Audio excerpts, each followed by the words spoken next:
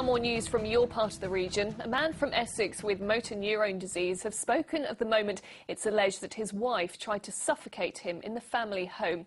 Gary Roffey, who's from Harlow, told jurors at Chelmsford Crown Court today that he believed his wife had tried to kill him to receive the insurance payout. She denies attempted murder. Victoria Webb reports. It was at this family home in Harlow in Essex where it's alleged that 37-year-old Tracy Roffey attempted to suffocate her husband Gary in November last year. A motor neurone disease sufferer, his health was significantly deteriorating. He's wheelchair-bound, had 50% of his lung capacity and says he was dozing in bed at the time. Inside Chelmsford Crown Court, 47-year-old Gary Roffey was shielded from his wife by a screen.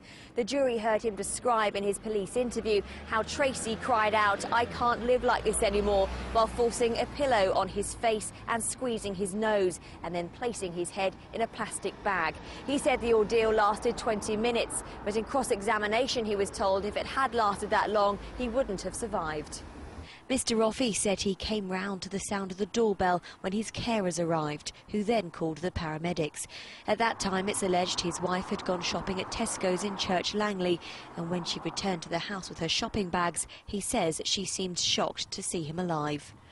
It was in May 2006 when Gary Roffey was diagnosed with motor neurone disease and told he had just 2 to 5 years to live.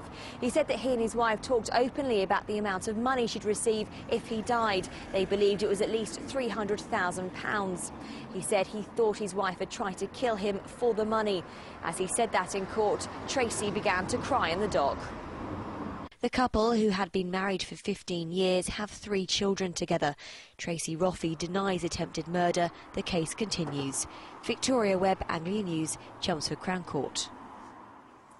A murder inquiry has been launched following the discovery of a man's body in Colchester.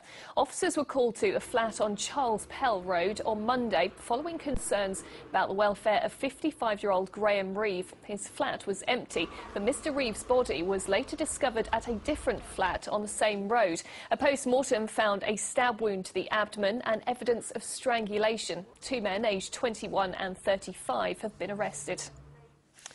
It's been confirmed that another soldier from the Norfolk-based Light Dragoons has been killed in southern Afghanistan. He's the 3rd serviceman from the Dragoons, who were based at Swanton Morley, to die in Helmand province in just over a month. Last Saturday, Lance Corporal David Dennis was killed in an explosion near Gereshk. More than 100 consultants have signed an open letter voicing their fears about the future of Ipswich Hospital. They believe it's being gradually downgraded, losing head and neck cancer surgery last year, and now the treatment of heart attacks also moving out of the county. Martin Stew reports. From the doctors who save lives in Suffolk, an emergency call today to save Ipswich Hospital. On top of the well-publicised threat to lose specialist heart treatment, in the last few years, the hospital has lost services in head and neck cancer, urology and pancreatic cancer, to name just a few. It's a drain on expertise senior consultants think is unfair on the people living in East Suffolk.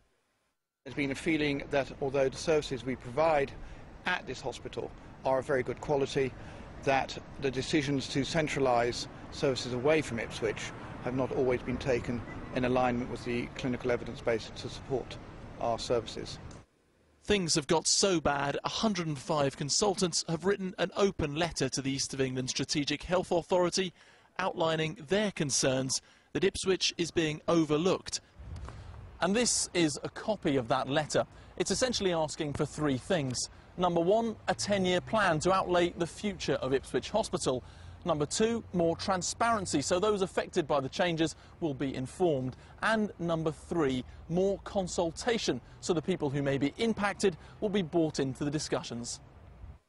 Long-time campaigner for health services in Suffolk, Prue Rush, says if these concerns aren't addressed, it could be bad for Ipswich. It will become not much more than a cottage hospital, and as they're very good at closing cottage hospitals in this area, you have to be anxious for the amount of care that we can have locally, and they are not looking after this area as fairly as they should do. The Strategic Health Authority says the new Garrett building is concrete evidence funding is being put into Ipswich's future. They also reiterated their promise to work closely with the Trust to develop the hospital in line with local needs. Martin Stew, Anglia News, Ipswich. Now, after nearly 25 years, an old clock which hung at Norwich City's Carrow Road ground has been reinstalled.